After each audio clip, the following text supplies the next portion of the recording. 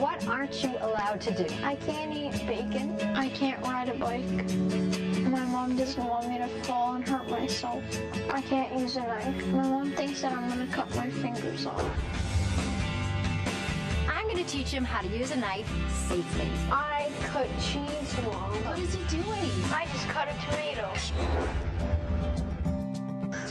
I can't let go. Okay, do you want me to hold on? No. Go. Oh my God, that's awesome. Pretty good. Yeah, you got it. I think the family is changed literally forever. The self-confidence level just went up. He looks happy. I can do everything that I couldn't do. This makes me happy.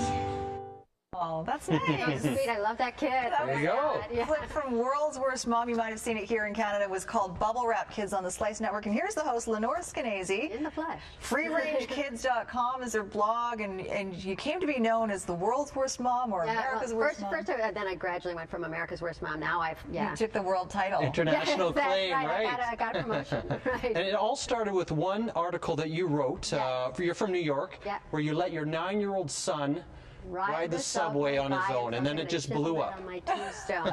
Yeah, well, I ended up on one television show, and you know how it is. Then it's sort of Everyone judges. Everyone does judge. You know, it's like the spectator sport. I mean, the Olympics are gone from here now, but you still have moms, and you can say, "Oh, I would never do it that way. Oh, that's not safe." And people love to come up with something that they can tell you that you're doing to your child that's just not safe enough. Right. It's a great thing. People feel really just alive when they tell you that. About themselves.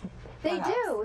I can't tell you, people write to my blog all the time, like if they let a kid wait in the car for 3 minutes and they come out and there's somebody like, "What are you doing? Don't you realize your child could be snatched?" A woman wrote to me the other day, her kid was in Taco Bell. She had to go help the other kid in the bathroom. She came back 2 minutes later and it's like, "Don't you realize I was watching your kid this whole time? Somebody could have taken him." And the mom said, "Well, if you were watching him the whole time, aren't you part of like the community that's saving children? And why do you think, why blame me instead of realizing we're all in this together?" Right. Did you know, sorry, Sophie, did you know you'd get the reaction? No. Initially, just a simple article, and everyone was on you after that. Yeah, no, I always say, like, I wish every single column I wrote, got me international attention. Wouldn't that be something? And people thinking about my ideas. No, they don't. They think about one. He wanted to ride the subway alone. He did. He was asking my husband and me if we would please let him take him someplace he hadn't been before, and let him find his own way home by himself. And that's what I did. I mean, I can barely ride the subway in New York. Well, I wouldn't make you do it on your first time. I would help you, but that's what we had done. He grew up in New York then. Yeah, and we don't have a car in the city, and he could read a map. He, loves public transportation. The point is that the reason it was so shocking to people, I think, is that we don't let our kids do almost anything these days. I think that's true. Yeah, well, certainly, and it is very bubble wrap, and I don't necessarily agree with all that, but I mean, it's a different world, and Wait.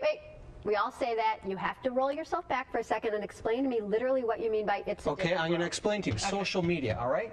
Creeps lurking in cars, in parks. Wait. There were no creeps when you were growing up, and suddenly we have a generation of creeps. Oh, yes, they were out there, of course, sure. I never came across any myself, but now you have the internet. They're kids can be lured out.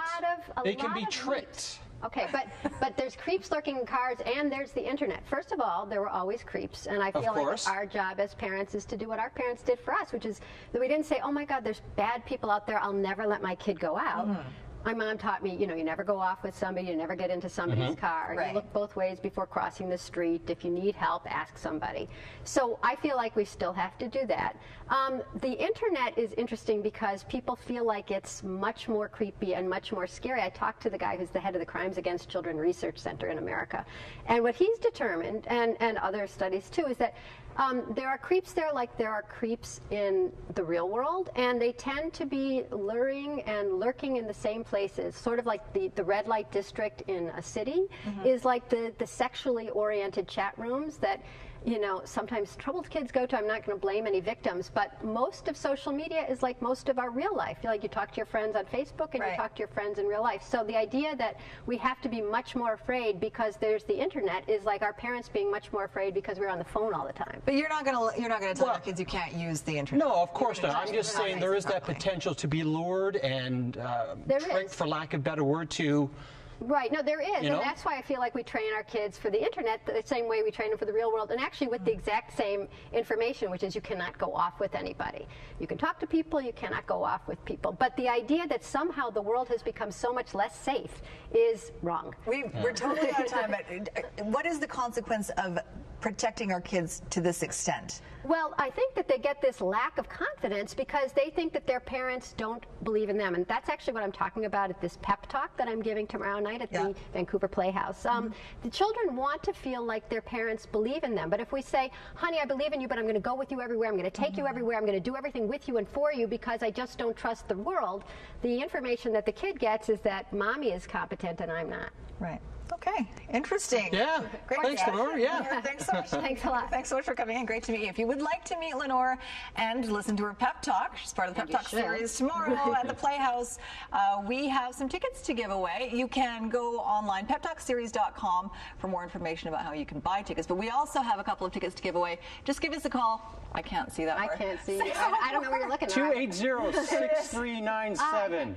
That's Your eyes going? That's it. See It's down a little there. far. Yeah, you've had a long day. Win. I can't see anymore. And I'll say hi. I'll sign a book if you bring a book. Nice. I want to go. I don't have kids, but I want to go.